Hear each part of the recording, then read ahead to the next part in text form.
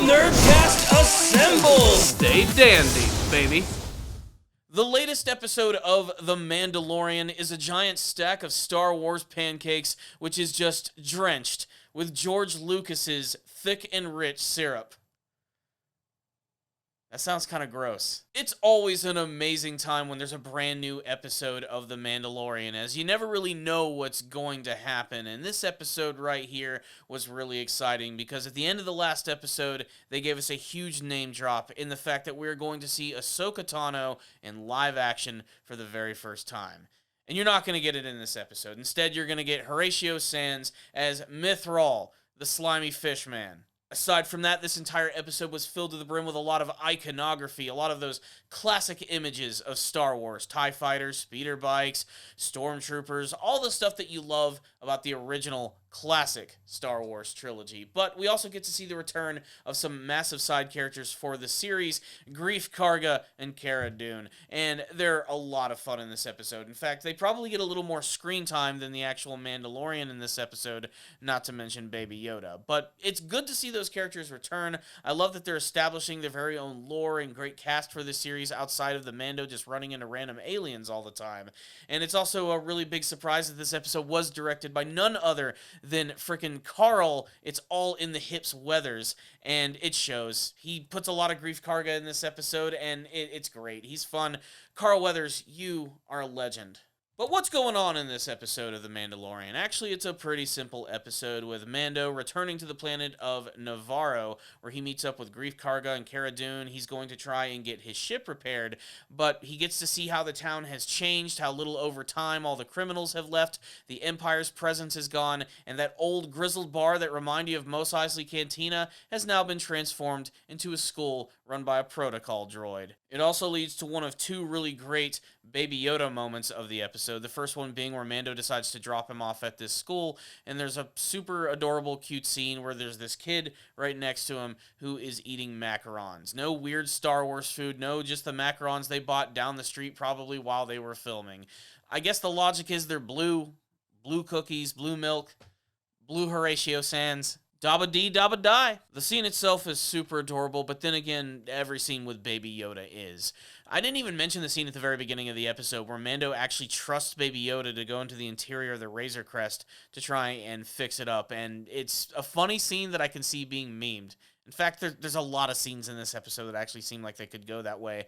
But the scene itself, again, was adorable. There's even a great moment at the very end of the episode where you get to see Baby Yoda spit up some of the cookies that he was eating earlier. But while things have turned around on Nevarro, there is still a presence of the Empire on the planet. And that's where Greef Karga and Cara Dune asked for Mando to help them out in taking out this lone base, which supposedly only has a few troopers inside. And of course, it doesn't really, and it ends up being something a little more important to the rest of the series, and even some more clues about Baby Yoda and what he's being used for. But of course, that's not revealed until the very end. Instead, you're just gonna get a lot of Horatio Sands as Nevarro, the fish man. Yes, he returns, a character that I honestly didn't think we would ever see again.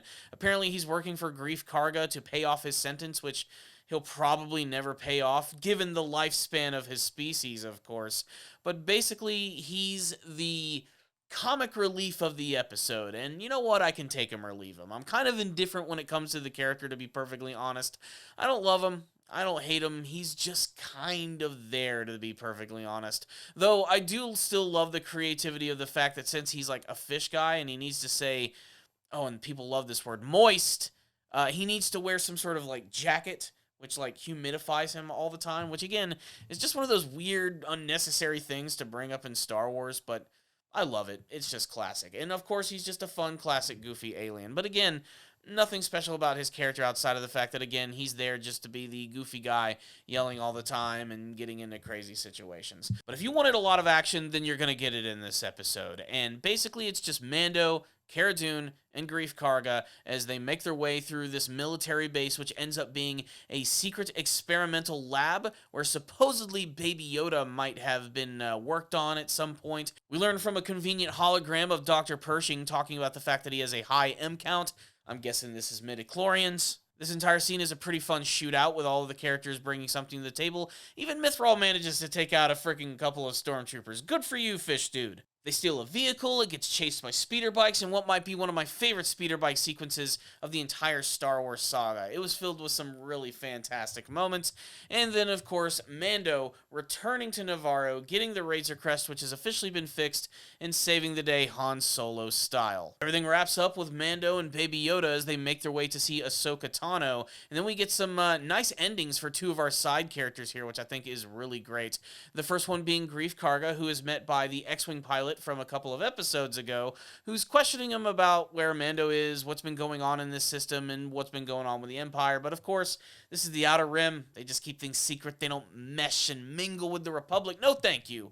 And that also brings us to Cara Dune, who's also met by this pilot. And this is where we get some pretty big information about her character, learning that apparently she's from Alderaan, the same planet as Leia, the same one that frickin' Moff Tarkin and Darth Vader decided to blow up with a giant disco ball. But then we get our final stinger of the entire episode, where we get to learn that the people who actually repaired Mando's ship were secretly working for the Empire. And it looks like we go back to Moff Gideon and Dr. Pershing as they're working on another secret experimental project, which appears to be a bunch of mech suits. So that's awesome. Star Wars is going to be embracing mecha in a really cool way, and I can't wait to see some stormtroopers in these really cool suits going toe-to-toe with Mando and his crew. I have a feeling, though, that eventually when they do come in, the only thing that's going to stand in their way is going to be something a little more powerful than Mando, and that might be a great excuse to bring in Ahsoka Tano, have her show up, defeat the mech suits. I don't know what they're going to do with these things. So what's the rundown on this episode of The Mandalorian? I really liked this episode, but I can honestly say that it's probably my least favorite episode of the season,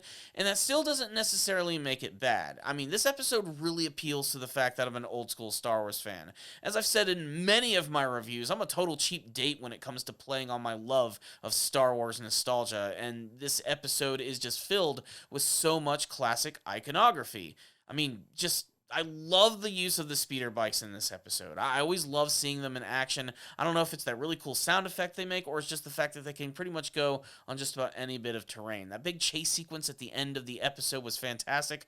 I really loved the moment when these two troopers actually end up losing control as they're making their way out of the base, and they end up slamming into each other and causing an explosion, showing that, again, the Empire is just as dangerous as it is incompetent. But the sequence that follows is a lot of fun and is definitely classic Star Wars. Hell, they even decide to throw in some TIE fighters for good measure, which again is another really fun chase sequence. Again, nothing that I haven't seen before, but it didn't necessarily drag down the episode because it still managed to be a lot of fun. The episode definitely had more weight attached to it at the end. We got that big scene learning that apparently this abandoned base was actually a experimental laboratory, which is partially probably responsible for everything that's going on with Baby Yoda. We have some really creepy images of seeing these like giant test tubes which are filled with all of these failed clones. It's some dark material for Star Wars, but again, The Mandalorian always manages to dip itself into that edgy pool. And then, of course, we have the return of major characters. Like I said, Greef Carga, I think, is a lot of fun.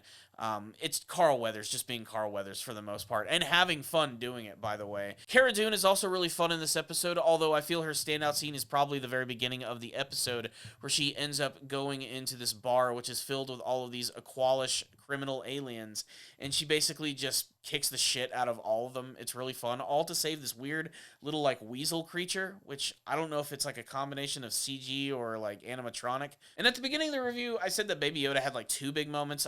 The opening scene, now that I'm remembering it, is hilarious. I don't know what it was about that, but I got a lot of laughs out of that. I really like sometimes when the episodes decide to open with a joke. It sort of kind of sets the tone for the rest of the episode before it just, whips the rug out from under you and gives you a lot of really cool action scenes. This episode also had some not so subtle foreshadowing by showing these like vehicles that they were definitely going to use later. There's a scene where they see this big armored vehicle that ends up being crucial to the chase scene. We see a room filled with tons of speeder bikes, so we definitely get to see those later. It's a not so subtle episode, but in a way that still made it really enjoyable and fun. Nothing has still mired my enjoyment of the series yet. Everything about it has been just exactly what I wanted from Star Wars, which is deceptively simple. I didn't need some grand story about the lineage and bloodlines of these superpowered Jedi and Sith. It's the other characters in the Star Wars universe that I find myself always enjoying a lot more. And that's a credit to George Lucas, who managed to create a universe filled with a ton of really unique characters, some of which who might not be as important in terms of the grand scheme of all the things that are going on in the Star Wars universe, still managed to be incredibly well developed. But enough kissing Lucas's ass. This was a decent episode right here, which is very high on the action and, like I said, filled with a lot of that classic Star Wars imagery. So if that's the thing, if that rocks your Jabbas, then make sure to check out this episode. I'm going to give it a 3 out of 5, however. Now, I need to stress that a 3 out of 5 is not bad. It's just kind of average, but it's still very watchable and very enjoyable. It's when we get to Two's Town where things start to get a little rough. But 3's okay, guys. Just remember that. It just means there's some parts about this episode that were kind of meh for me.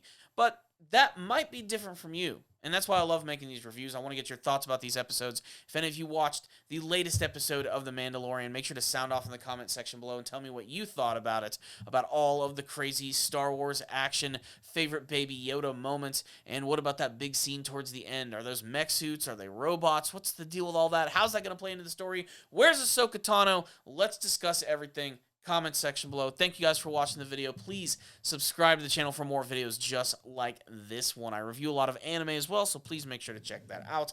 If you did like this video, freaking hit the like button. Just do it, man. Use your force powers. Throw a Baby Yoda macron at that shit. Just do it, man. I would also like to take this time to thank all of my patrons for making donations through my Patreon page. I cannot thank you guys enough for this. Seriously, I'm so happy to have you guys on board, and I really hope that you're liking the content that I am creating. Remember, first-time donators, I'll review an anime series of your choice, and I'd love to add your name to this list of all of these supporters. You guys are freaking awesome. So thank you guys so much for watching this review, and as always, stay dandy, baby.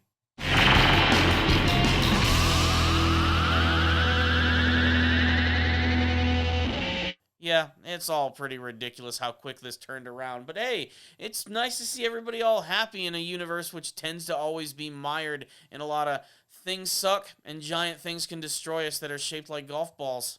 What the fuck did I just say?